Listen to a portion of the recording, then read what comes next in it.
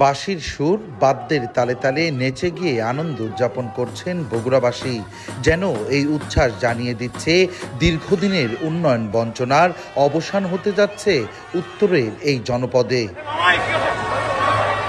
বৃহস্পতিবার সন্ধ্যায় নিকার সভায় বগুড়া সিটি কর্পোরেশনের আনুষ্ঠানিক অনুমোদনের পর থেকেই জেলা জুড়ে শুরু হয় উৎসবের আমেজ।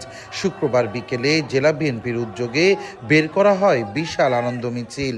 এ সময় নেতাকর্মীরা প্রধানমন্ত্রী তারেক রহমানের প্রতি কৃতজ্ঞতা জানান। সরকারের প্রধানমন্ত্রী জনাব তারেক রহমানের হাতে আমরা বগুড়া সিটি কর্পোরেশন পেয়েছি, এই জন্য আমরা আরো বেশি আনন্দিত। বগুড়াতে বিভিন্ন উন্নয়নমূলক কাজ হইতেছে, আপনারা জানেন, এজন্য আমরা সর্বস্তরের জনগণ আমরা খুশি। নানা রাজনৈতিক বৈষম্যে সিটি কর্পোরেশনের স্বপ্ন এতদিন বাস্তবায়ন হয়নি।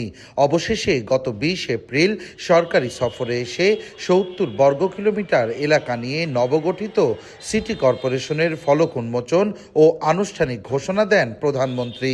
এখন নগরবাসীর প্রত্যাশা পরিচ্ছন্ন, আধুনিক ও পরিকল্পিত একটি নগরীর। পরিচ্ছন্ন নগরী, পানি নিষ্কাশনের ব্যবস্থা এবং রাস্তাঘাটগুলো চওড়া করতে হবে। অবকাঠামো এবং একটু অপেক্ষা করেন, মাস্টার প্ল্যান অতি অচিরে চলে আসবে। আশা করি যে আগামী দিন আমাদের সিটি কর্পোরেশন অত্যন্ত পরিষ্কার পরিচ্ছন্ন এবং প্ল্যান মাফিক একটি সিটি হবে। বিএনপির নেতারা বলছেন, দীর্ঘদিনের উন্নয়ন বৈষম্য দূর করে বগুড়া সহ সারা দেশে সমতার উন্নয়নের নতুন যাত্রা শুরু হয়েছে।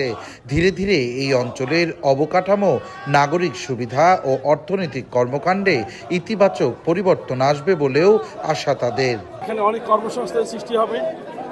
এই যে অতীত ইতিহাসে 150 বছরের পুরাতন যে পৌরসভা আজকে সিটি কর্পোরেশন রূপান্তরিত হয়েছে, এটা বিএনপির জন্য, এই বিএনপির যে সূতিকা ঘর বগুড়ার জন্য অনেক আনন্দের। বগুড়ার দ্বার উন্মোচন হয়েছে, উন্নয়ন ধারাবাহিকতা থাকবে।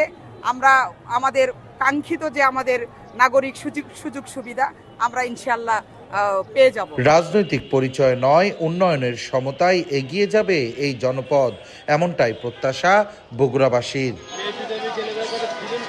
সঞ্জু রায়, দেশ টিভি, বগুড়া।